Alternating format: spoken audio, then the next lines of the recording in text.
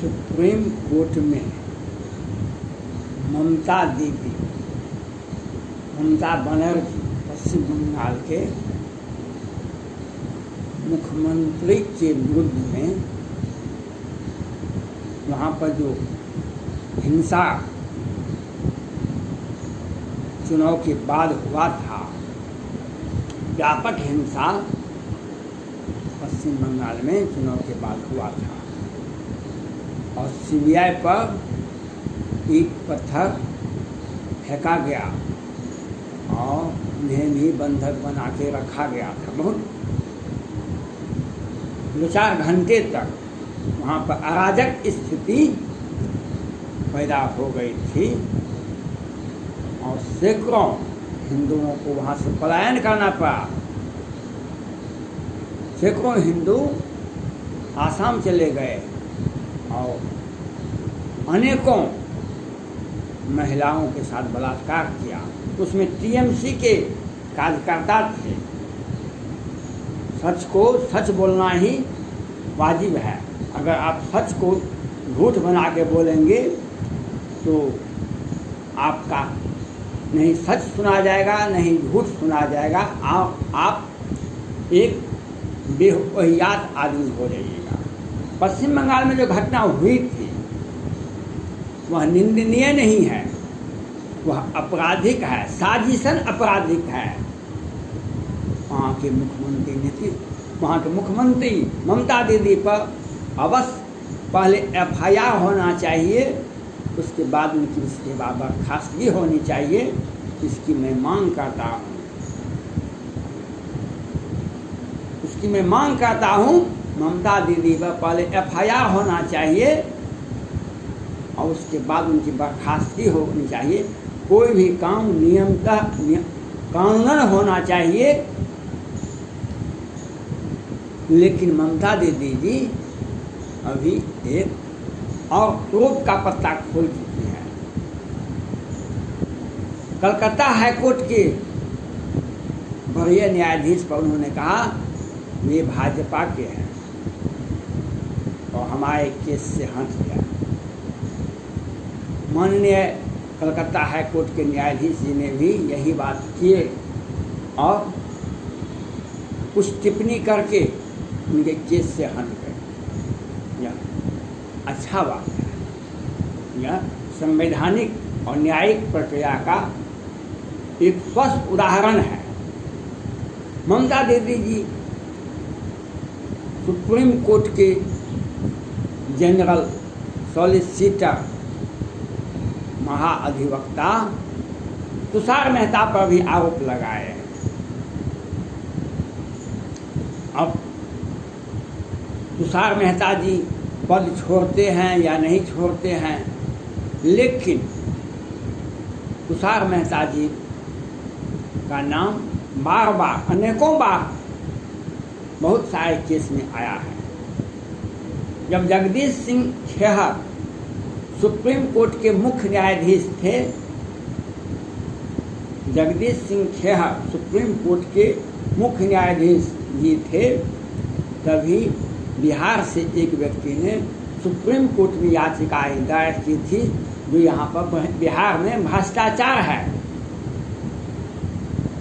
तत्कालीन supreme court के माननीय मुख्य न्यायाधीश जगदीश सिंह खेहर साहब ने उसे याचिकाएं तो स्वीकार नहीं की, बल्कि उन्हें 5 लाख का आर्थिक दंड भी दिया, धमकी भी दे दिए और तुरंत याचिकाएं का वापस करो, नहीं तो 5 लाख का जुर्माना भी।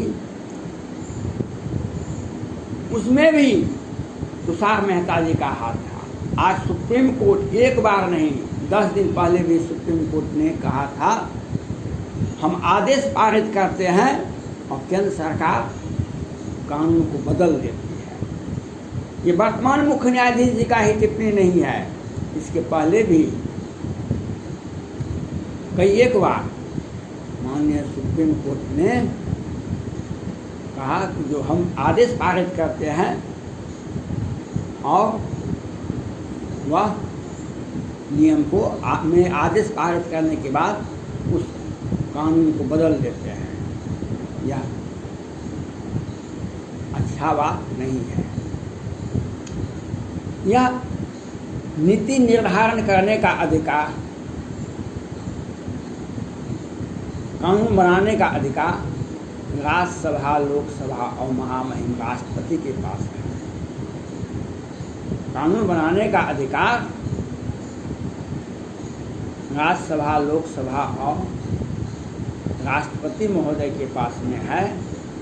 कानून राष्ट्रपति के, महामहिम राष्ट्रपति के हस्ताक्षर से ही कानून बनते हैं। लेकिन कानून में जो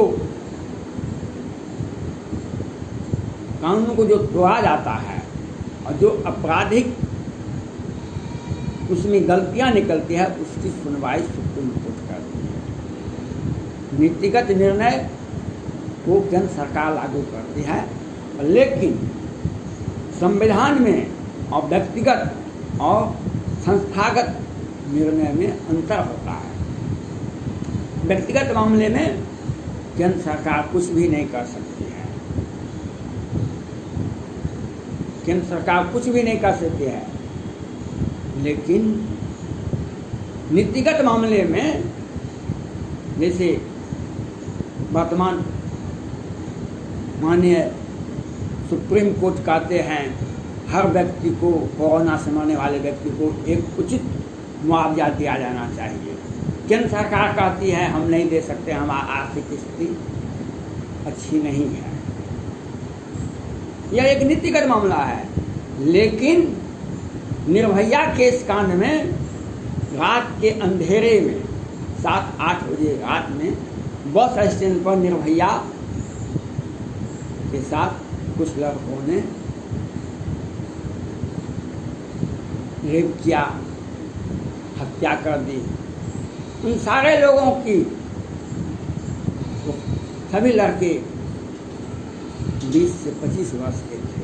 जिस वक्त हत्या की गई थी उस वक्त कितने लड़के 20 वर्ष से कम थे। सारे लड़कों को देन एंड देयर फांसी हो गई। सुप्रीम कोर्ट तक भी इन्हें राहत नहीं मिला। उस वक्त भी तुषार मेहता जी का नाम आया था। लेकिन निठारी हत्याकांड और अनेकों हत्याकांड में मुजरिम आज भी 10 वर्षों से फांसी की सजा सुप्रीम कोर्ट ओके कर दिया है, लेकिन फांसी नहीं पड़ रहा है। लेकिन निर्भया केस कांड में सभी लड़कों को फांसी दे दी गई। और तो और बिहार से सृजन घोटाले, यहाँ पर घोटाला का तो राज ही है। इतिहास में, भारत के स्वतंत्र भारत के इतिहास में अगर किसी राज्य ने घोटाला किया है तो महाराष्ट्र बहुत पीछे है। वहाँ पर तो 100 करोड़ का टारगेट था, 100 करोड़ का टारगेट था। लेकिन बिहार में घोषणा नहीं है 100 करोड़ का, यहाँ पर तो 1000 करोड़ का टारगेट है। बिहार में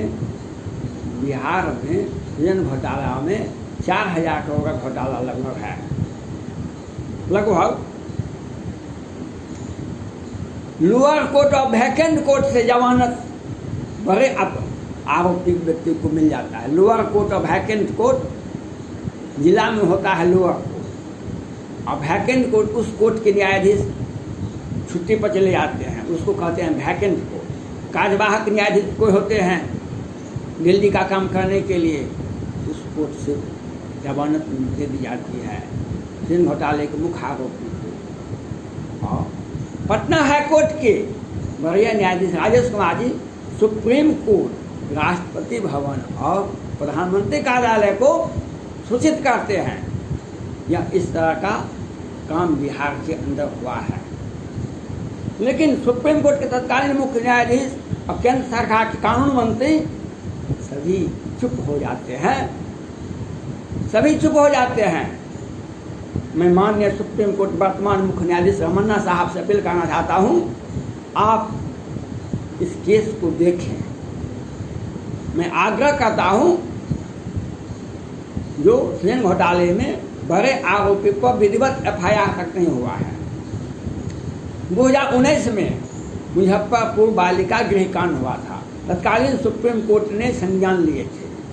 बिहार के मीडिया में कहीं भी यहाँ पर साजिशन सारा काम होता है, समांतर सरकार चलती है। बिहार के मीडिया में कहीं भी बदबू भी, उस संस्था को करोड़ आवंटन होता था प्रत्येक वर्ष, भौतिक सत्यापन होता था। बहुत अच्छा संस्था है, बहुत अच्छी काम कर रहा है, विकास का ऑलराउंड डेवलपमेंट का है, सभी लड़कियों के ऑलराउंड डेवलपमेंट के लिए संस्था अच्छा काम करती है। लेकिन उस संस्था में 11 बच्चों की हत्या होती है, 34 के साथ बलात्कार होता है। भारत में ही नहीं, पूरे विश्व में ऐसी निंदनीय घटना कहीं नहीं हुआ।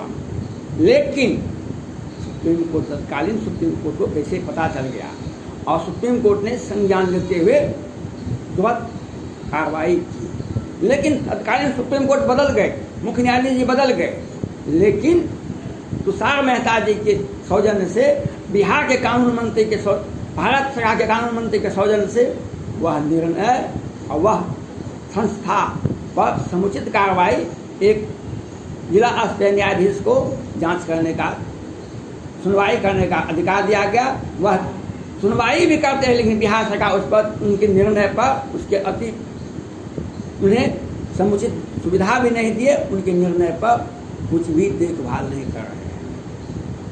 मैं सुप्रीम कोर्ट से मैं अपील करना चाहता हूँ, आप इस मामले को बिहार के मुजफ्फरपुर में बालिका गृह कांड के जिसकी सुनवाई आप अपने स्तर से करवाइए, जिससे न्यायालय, अगर ऊपर में राम कृष्ण है, बुद्ध ईसा है, मोहम्मद पैगंबर है, नीचे में सुप्रीम कोर्ट ही है। देश की स्वस्थ व्यवस्था, प्रजातंत्र सुरक्षित रहे, इसके लिए सुप्रीम कोर्ट ही कुछ कर सकती है। बालिका गृह कांड का जांच होनी चाहिए। बिहार सरकार, जो वर्तमान बिहार सरकार है, इन्हीं के कार्यकाल में ये एक सुनियोजित साजिश के तहत ये कांड होता था।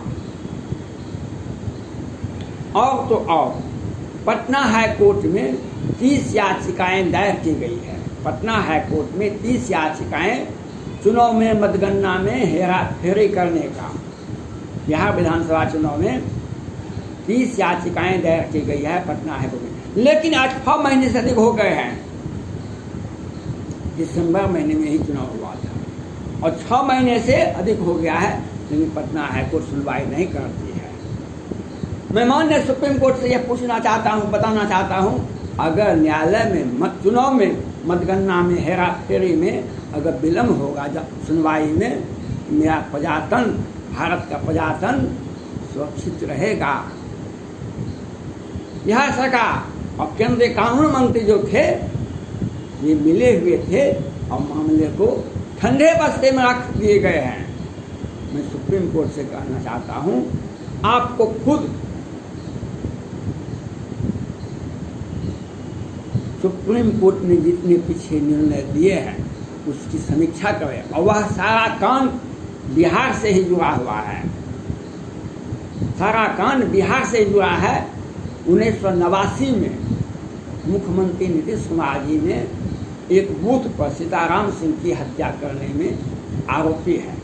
तत्कालीन FIR हुआ, बिहार सरकार में सत्ता बदली, ये बदला वो बदला, न्यायालय आरोप लगाते हैं, आरोप पत्र दाखिल करते हैं, न्यायालय कार्रवाई करते हैं, लेकिन हाईकोर्ट कभी रोक देता था।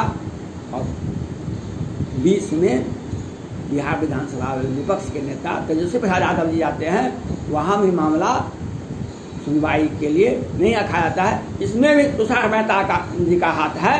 इसलिए केंद्र सरकार से और सुप्रीम कोर्ट से मैं अपील करता हूँ, तुषार मेहता जी को भी सुप्रीम कोर्ट से हटाया जाना चाहिए। धन्यवाद।